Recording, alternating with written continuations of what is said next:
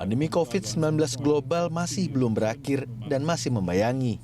Bahkan, ada banyak negara yang mengalami second wave atau gelombang kedua lonjakan kasus COVID-19. Namun, ada pula negara yang sudah mengalami penurunan kasus sehingga tidak mewajibkan warganya menggunakan masker. Sebut saja Amerika Serikat. Selain itu, ada juga negara yang sudah menggelar perhelatan yang mengundang kerumunan seperti Piala Eropa. Lantas, bagaimana dengan di Indonesia? Juru bicara vaksinasi COVID-19 Siti Nadia Tarmizi menyebut penyelenggaraan Piala Eropa yang dilaksanakan tahun ini menjadi contoh konkret bentuk kekebalan komunitas atau herd immunity. Satu-satunya jalan keluar dari pandemi COVID-19 adalah melalui herd immunity. Akan tetapi herd immunity mungkin hanya bisa dicapai lewat vaksinasi. Bila ada cukup banyak orang yang memiliki antibodi, virus dapat menghilang dengan asumsi bahwa antibodi yang dimiliki benar-benar menimbulkan kekebalan.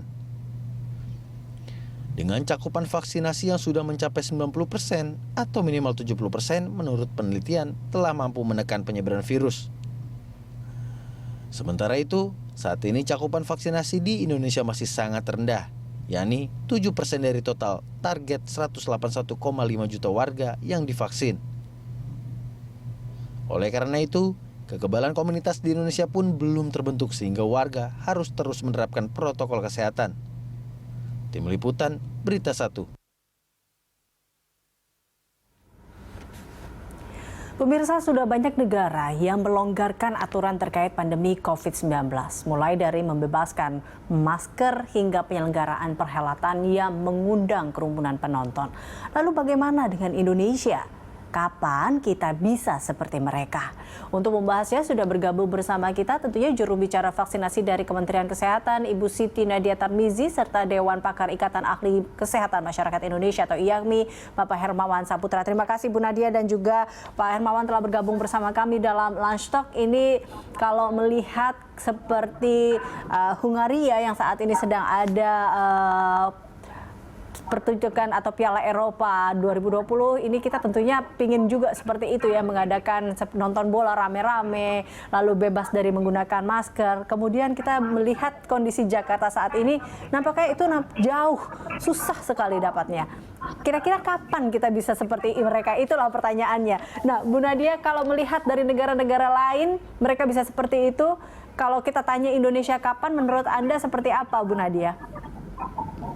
Ya, yang pasti saat ini ya kita melihat bahwa apa yang dinikmati ya tentunya oleh sebagian dari negara-negara yang sudah lebih melonggarkan protokol kesehatannya tanpa perlu dihantui dengan peningkatan kasus belakangannya. Karena kemarin kan kita juga sebenarnya melakukan beberapa pelonggaran-pelonggaran, tapi kemudian berakibat masyarakat menjadi kendor terhadap protokol kesehatan. Dan kemudian akibatnya saat ini kita merasakan jumlah kasus yang meningkat. Nah, di samping tentunya upaya untuk tetap terus menahan laju kasus dengan memastikan protokol kesehatan dijalankan sambil menunggu tentunya proses vaksinasi ya. Karena kita tahu hampir banyak negara-negara yang sudah bisa melepaskan masker itu rata-rata vaksinasinya sudah pada angka di atas 70%, bahkan mendekati 100% dari sasaran populasi yang harus mendapatkan vaksinasi. Nah,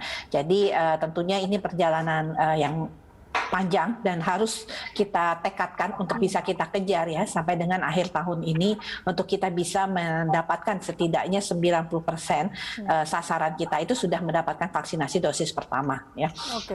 Dan kalau bisa sih kita sudah bisa selesaikan target 181 itu mendapatkan semua dosis pertama dan tinggal sebagian kecil saja yang mungkin sisa-sisa yang karena kita tahu AstraZeneca itu suntikan keduanya itu kan baru 3 bulan kemudian ya. Jadi mungkin masih ada yang akan mendapatkan vaksin AstraZeneca di bulan Desember, sehingga baru akan lengkap lagi nanti di awal dari triwulan pertama 2021.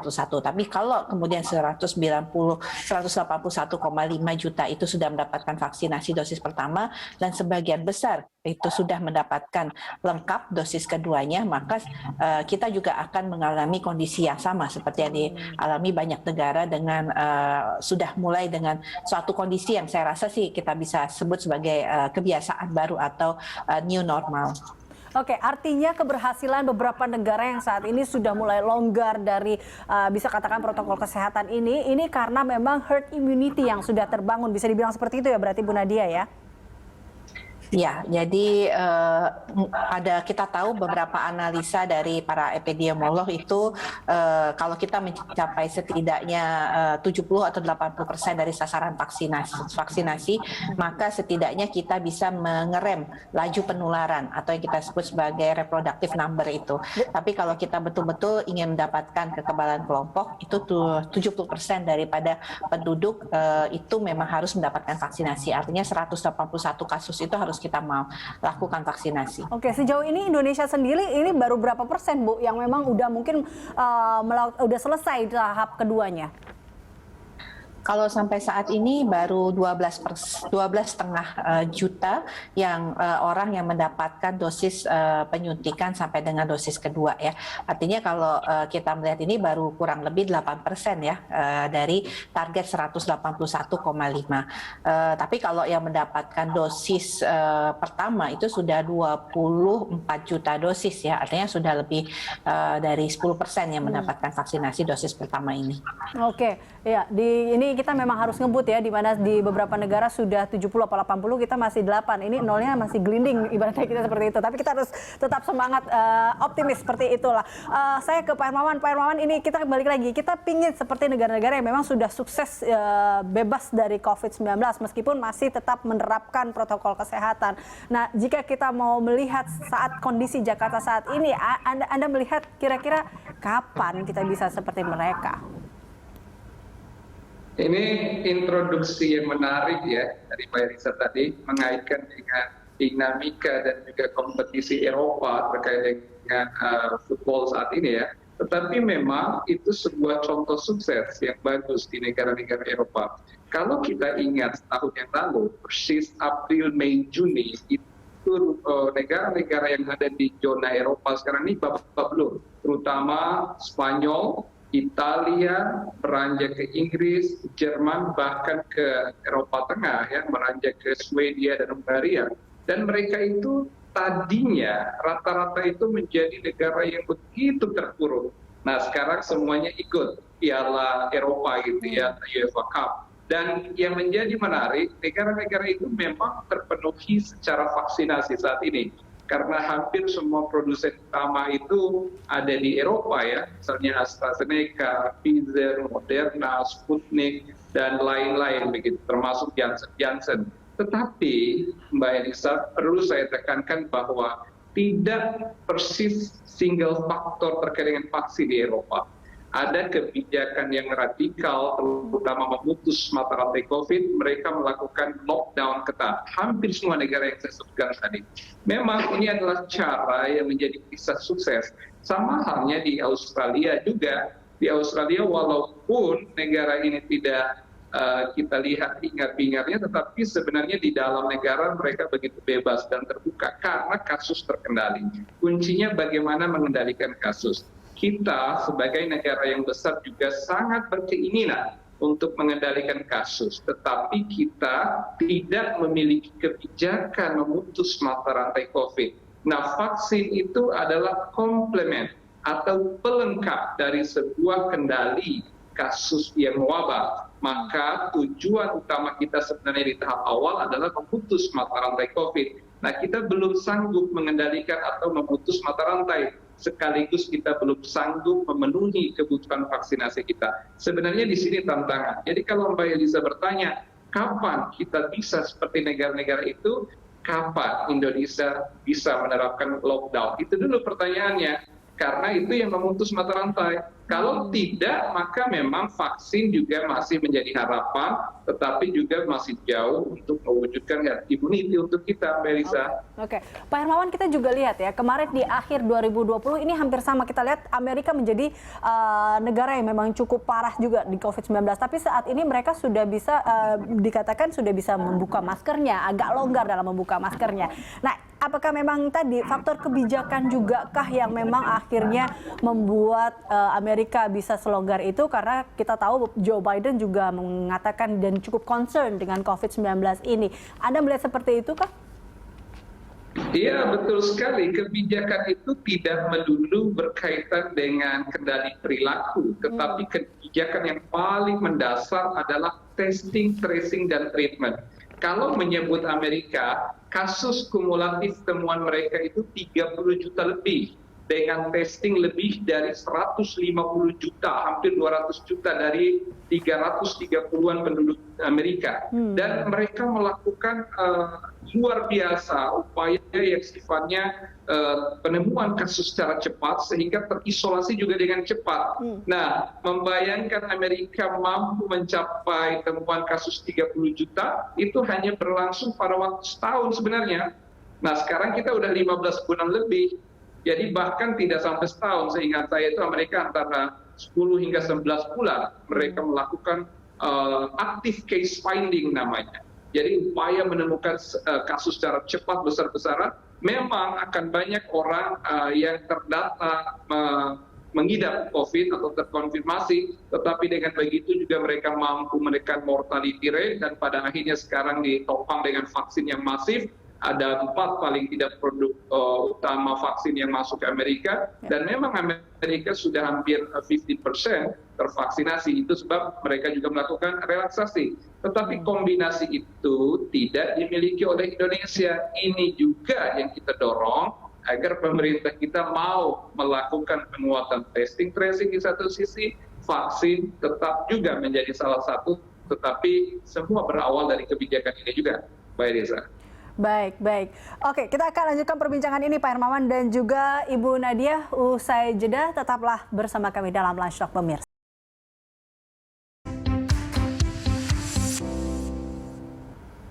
Mari bersama akhiri COVID-19. Ini sebuah semangat optimis tentunya untuk kita sama-sama mengakhiri COVID-19 yang ada di Indonesia ini. Dan kita masih membahasnya bersama dengan juru bicara vaksinasi dari Kementerian Kesehatan, Ibu Siti Nadia Tarmizi, dan juga Dewan Pakar Ikatan Ahli Kesehatan Masyarakat Indonesia, Hermawan Saputra. Saya balik lagi ke Pak Hermawan. Ini kalau kita ingat sebenarnya waktu itu dari Komandan Lapangan Rumah Sakit Darurat Wisma Atlet, Pak Arifin sendiri pernah bilang bahwa pemerintah harus memberikan langkah tegas atau kembali ke PSBB, kalau tidak ini kita akan kewalahan, rumah sakit akan penuh seperti itu. Tapi kita lihat saat ini memang kondisinya akhirnya Wisma Atlet saat ini sudah mulai hampir 90% penuh, dan juga dan pemerintah sekarang malah menerapkan PPKM Mikro. Menurut Anda seperti apa?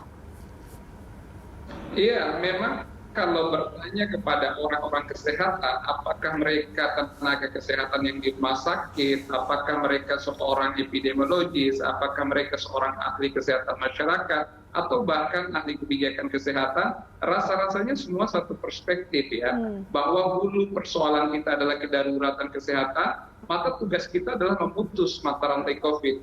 Kebijakan kita yang ada itu kan sebenarnya tergantung setting situasi, latar belakang dan evidence base public health yang ada. Nah, evidence base kita saat ini, fenomena dan bukti lapangan menunjukkan seluruh wilayah di Pulau Jawa dalam keadaan yang dikhawatirkan, dalam keadaan yang kritis. Tandanya kapasitas layanan sudah over capacity semua.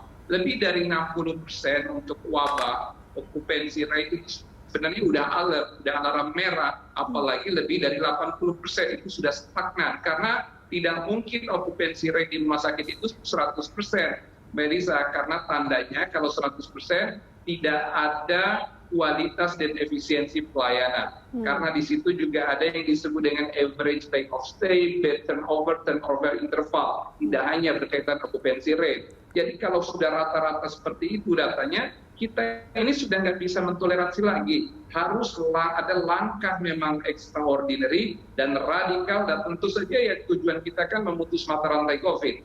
PPKM memang bagus, tetapi saat ini PPKM bukan pilihan yang tepat, karena kita urusannya bukan lagi melandaikan kasus. Kecepatan virus ini menular, apalagi dengan varian Delta, itu sudah masuk ke seluruh daerah di Indonesia, dan terutama di Pulau Jawa ini dalam keadaan zona merah semuanya. Harus ada langkah-langkah yang tidak lagi biasa atau kebijakan yang biasa, karena situasinya sudah tidak biasa memang. Baik, baik. Oke, baik. Saya kembali ke Bu Nadia. Bu Nadia, ini memang vaksinasi ini menjadi salah satu komponen tadi ya dikatakan oleh Pak Hermawan. Dan tapi juga bagaimana tentunya kita menjemput bola, Bu? Atau adakah strategi menjemput bola juga ini untuk vaksinasi mengingat bahwa kita masih 8% jauh dari target yang misalnya kita lihat beberapa negara yang memang kalau memang herd immunity-nya yang memang ingin tercapai ada sekitar 70-80% sebenarnya. Ya, kita tahu ya sampai saat ini sebenarnya vaksinasi kita masih on the track ya, karena mengingat memang kita tahu Januari sampai dengan Juni ini jumlah vaksin yang kita terima dari produsen vaksin itu masih sangat terbatas. Tadi Pak Hermawan sampaikan banyak negara yang sudah mencapai 70% ataupun kemudian sudah hampir menyelesaikan proses vaksinasinya karena memang produsen vaksinnya ada di negara tersebut ya, jadi sehingga mereka tidak memiliki masalah supply. Nah, kalau kita sebagai negara tentunya yang menanti distribusi atau pengiriman dari negara produsen vaksin, dan kemarin kan sempat kita ketahui ada sedikit embargo dari negara-negara tersebut ya, dikarenakan mereka lebih memprioritaskan kebutuhan dalam negeri. Nah, tentunya kalau sekarang kita ini memiliki kurang lebih hampir 50 juta dosis ya yang siap untuk kemudian kita distribusi dan kita mulai vaksinasi untuk seluruh masyarakat Indonesia nanti di bulan Juli, terutama untuk usia di atas 18 tahun. Nah, tinggal memang adalah bagaimana kita mempercepat vaksinasi karena saat ini kan seperti yang disampaikan oleh Pak Hermawan bahwa tenaga kesehatan ini kan terpecah dua konsentrasinya, harus menangani laju ataupun penularan yang sangat tinggi, kasus yang positif, kemudian kasus yang butuh perawatan. Di sisi lain kita harus bekerja untuk meningkatkan vaksinasi, termasuk tadi kalau kemudian kita melakukan perluasan vaksinasi dengan menggandeng semua elemen masyarakat ya, termasuk keterlibatan TNI, Polri, kemudian organisasi profesi, ARSI, ARSADA, Persi, juga dengan berbagai BUMN atau swasta lainnya untuk membuka pos vaksinasi. Ini tentunya kita berharap bahwa tenaga kesehatan bisa lebih fokus pada hal-hal tersebut. Nah, ini yang menjadi tantangan. Di sisi lain kita harus memberikan pelayanan untuk mengobati pasien COVID, di sisi lain kita harus mengejar vaksinasi. Sehingga di sini perlu bahwa masyarakat kemudian menahan diri, membantu untuk mendukung, belum terlambat untuk kita tadi menurunkan, walaupun Pak Hermawan mengatakan ini sudah bukan waktunya untuk melandaikan kurva ya, karena memang kecepatan penularan sangat tinggi, tapi ini belum terlambat untuk kita menekan laju penularan tadi dengan kemudian kita mengurangi mobilitas. PPKM Mikro sebenarnya sudah ditetapkan dan tinggal pelaksanaan PPKM Mikro ini harus diiringi juga dengan kepatuhan masyarakat. Kita juga sudah ingatkan sebenarnya pada waktu yang lalu bahwa masyarakat jangan mudik, masyarakat sebaiknya diam, kita lakukan silaturahmi secara daring, tapi tetap masyarakat masih ada yang mudik, masyarakat masih ada yang kemudian menyiasati kalau sebelum pelarangan maka mudiknya didului. Begitu juga dengan arus balik. Jadi ini yang kemudian menyebabkan juga beberapa hal dari segi kepatuhan perilaku dari masyarakat yang juga harus diperkuatkan, bukan hanya dari segi bagaimana kebijakan pemerintah. Bu Nadia, apakah ada upaya juga atau mungkin tanggapan dari Kementerian Kesehatan terkait kemungkinan atau masukan dari Kementerian Kesehatan bahwa lebih baik di PSBB ketat lagi? Kita ingat waktu di awal dilakukan PSBB, angka kurva itu pun juga cukup turun dan itu sangat membantu juga nakes pada saat itu hingga akhirnya kita lihat angka-angka itu semakin membaik. Apakah itu juga disampaikan atau harapan itu juga ada? Seperti apa? Ya, kalau menurut pemerintah ya, bahwa penerapan PPKM Mikro itu adalah suatu opsi yang baik yang bisa kita lakukan, karena sebenarnya pada prinsipnya PPKM Mikro itu adalah pengetatan pada level yang terkecil ya. Jadi bisa kita ketahui dengan definisi PPKM Mikro itu kalau suatu daerah di tingkat RT itu ada 5 keluarga yang positif, maka dia sudah dinyatakan sebagai zona merah. Nah, apa sih tindakan kita di dalam zona merah? Tentunya adalah membatasi. Pertama, membatasi kerumunan pada tingkat RT. Jadi kita bisa bayangkan kalau sudah dari mulai tingkat RT, kerumunan itu sudah dikurangi. Kemudian kedua, bagaimana misalnya ada restoran, tempat belanja atau mall ya, ataupun kemudian pasar, itu sudah dipastikan penerapan protokol kesehatan dijalankan. Jadi memastikan nih semua masyarakat di sana pakai masker yang benar. Karena kadang-kadang pakai masker tapi maskernya melorot begitu ya, sampai dengan ke hidung bahkan sampai ke dagu. Nah, kalau ini kemudian sudah diterapkan, yang ketiga adalah pengawasan orang keluar masuk di wilayah tersebut ya. Jadi kalau ada orang baru pulang dari kampung atau dari mudik, kemudian diminta untuk memastikan bahwa dia negatif, kemudian dilakukan misalnya permintaan untuk isolasi 1-2 hari sebelum melakukan aktivitas, tapi diawasi pada level terkecil ya.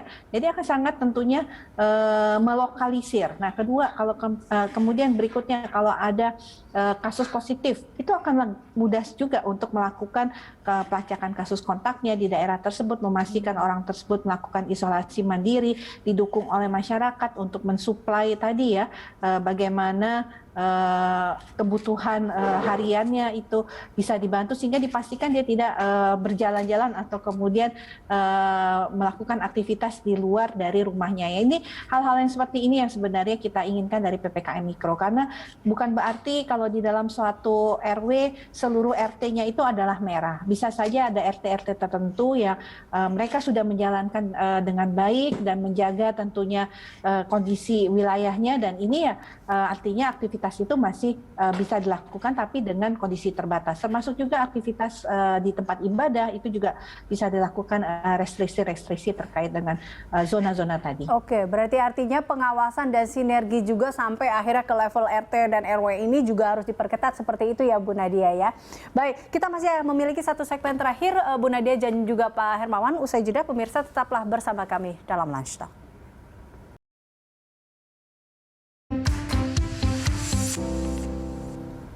Nah, ini masih bersama kami dalam Lunch Talk pemirsa, dan kembali saya ke Pak Hermawan. Pak Hermawan tadi melihat apa yang dikatakan oleh Bu Nadia dan tadi bahwa memang saat ini kita sedang berlangsung PPKM Mikro. Anda sendiri melihat bahwa di tengah angka COVID-19 yang saat ini masih meningkat dan juga seperti apa sih kita juga melihat, Anda sendiri melihat masyarakat di Indonesia sendiri apakah memang masih punya semangat dan ambisi pastinya untuk menumpas COVID-19 ini. Tentunya ini harus ada sinergi dan harmonisasi paling tidak antara pemerintah, masyarakat tadi ya, sama-sama berjuang untuk ini. Memang ada pembagian peran ya, tentu kita nggak bisa memenangkan COVID ini hanya dengan masyarakatnya, hanya dengan pemerintahnya, atau sendiri-sendiri itu tidak mungkin. Kita harus bahu-membahu dan bersama-sama.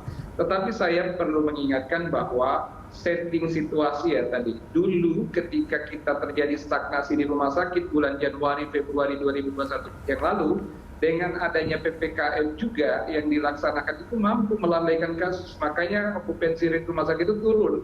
Tetapi epicentrum waktu itu kita masih ada di kota-kota besar. Ada di daerah urban, di Jakarta, di Semarang, di Surabaya. Masih sangat sedikit di daerah, sehingga pendekatan PPKM yang berbasis spesifik lokal, pertama dipetakan kabupaten kota, kemudian dipetakan kecamatan, terus dipetakan lagi kelurahan atau desa, baru RT RW, itu bagus dan itu bisa menekan kasus. Tapi itu dulu ketika sebaran kasus kita masih pada titik-titik tertentu. Sekarang kalau kita lihat faktanya Mbak Elisa, kami melakukan random ya, survei sebenarnya, itu merata di seluruh daerah, terutama di Pulau Jawa ya. Maka itu dengan adanya indikator output dan outcome, stagnasi rumah sakit itu sudah sama. 150.000 angka aktivitas sekarang ini persis sama dengan Januari, Februari ketika terjadi juga over capacity. Tapi sekarang ini merata ke seluruh daerah di Pulau Jawa. Tandanya PPKM tidak lagi efektif untuk melandaikan kasus. Maka itu kami menyarankan agar pendekatan yang sekarang ini berbeda, kebijakannya harus lebih radikal. Dulu juga PSBB sama. PSBB itu sangat efektif, Mbak Elisa. Kita pernah membahas di Berita Satu TV, dari berbagai segmen kita ikuti perkembangannya, PSBB itu efektif, tetapi menjadi tidak efektif ketika beralih menjadi transisi, PSBB juga beralih menjadi proporsional, dan kita juga pantau. Jadi memang kebijakan itu tidak selalu sama, tetapi dia diikuti dan sesuai dengan momentum setting situasi yang ada dalam perkembangannya. Kembali kepada peran masyarakat, kita memang sebagai individu dan komunitas bagian dari masyarakat ini ada yang menjadi peran personal, ada yang menjadi peran komunitas. Peran personal kita sudah mentok sebenarnya. Dengan kampanye 5M, sesungguhnya manusia Indonesia itu sudah tahu dan paham. Tapi tahu dan paham tidak cukup. Sebagian ada yang tercermin dalam sikap dan perilaku sesuai dengan protokol kesehatan, sebagian jenuh, sebagian acuh. Maka disitulah titik kejenuhan berkaitan dengan peran personal ya, atau pribadi orang per orang.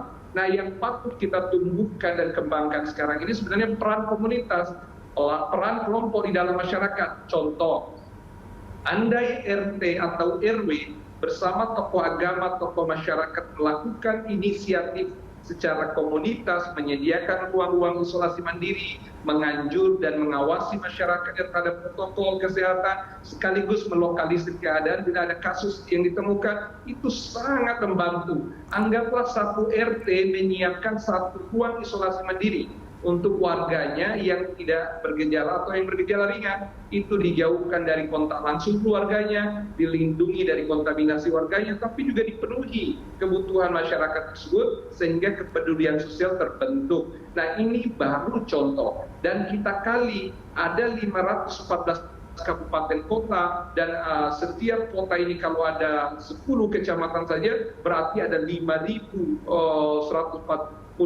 kecamatan. Kalau setiap kecamatan punya 10 atau 20 desa, maka lebih dari ratusan ribu desa, dan apalagi kalau kita kali dengan RT RW.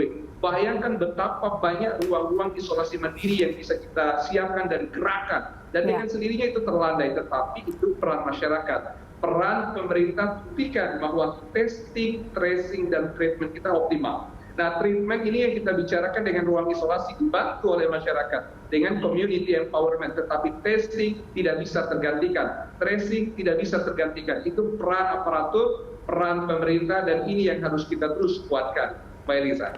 Oke, baik. Terakhir dari Anda, Bu Nadia, terkait gini, kita tentunya sama-sama, ayo kita akhiri COVID-19 ini. Ya, jadi tentunya banyak hal yang harus kita pertimbangkan ya. Artinya tadi kita juga Melisa ketahui masyarakat kita ini banyak yang berpikir lebih takut susah daripada takut sakit ya. Jadi akibatnya itu juga yang sulit. Mungkin betul yang disampaikan oleh Pak Hermawan bahwa kalau soal pengetahuan informasi sudah banyak, tapi memang untuk perilaku itu kadang-kadang berbeda, dan perilaku kadang-kadang tidak mencerminkan seseorang itu pendidikan tinggi atau tidak, karena bisa saja kita tahu itu merupakan tantangan ya yang terjadi. Tapi artinya kita lihat bahwa COVID ini nyata, rasanya mungkin sudah lelah juga, dan kita harus menghargai tenaga kesehatan, dedikasi mereka yang luar biasa, dan kewajiban kita juga untuk menjaga mereka. Jangan mereka sudah setahun setengah ini terus-menerus dihadapkan dengan peperangan melawan COVID-19. Ini kan sama saja kita seperti berperang terus, menyuruh tenaga kesehatan maju terus di meja pertempuran untuk melawan ini. Jadi mari kita sama-sama jangan pernah lengah protokol kesehatan, karena itu adalah cara kita melawan varian COVID-19 ini. Nah, dengan adanya varian baru, kita harus mendeteksi kalau kemudian kondisi kesehatan kita yang berbeda, segera lakukan deteksi dini, karena kita tahu ada varian baru yang lebih cepat menular, dan tentunya kita perlu menangani segera penyakit ini supaya yang pertama kita tidak menularkan pada anggota keluarga kita dulu deh, karena kan kita juga sudah melihat sudah semakin banyak anggota keluarga bahkan anak-anak yang tertular COVID-19 ini dari klaster keluarga. Nah, terakhir jangan pernah ragu untuk divaksin, semua vaksin sama baiknya, jangan mudah termakan hoaks yang mengatakan vaksin A lebih banyak efek samping, vaksin B buatan X yang tidak baik. Jadi kita tahu bahwa pemerintah sudah menjamin, dan kita ingin keluar dari pandemi ini untuk segera kita vaksinasi sesuai dengan jadwalnya. Baik, terima kasih Bu Nadia dan juga terima kasih Pak Hermawan telah bergabung bersama kami dalam Lunch Talk. Tentunya ini adalah harapan kita semua, yaitu kita bebas dari COVID-19. Mari sama-sama kita mengakhiri COVID-19 ini, bekerja sama tentunya, baik dari pemerintah maupun masyarakat dalam hal ini untuk bangkit melawan COVID-19. Terima kasih Bu Nadia dan juga Pak Hermawan. Dan pemirsa, kami akan kembali usai jeda, tetaplah bersama kami dalam Lunch Talk.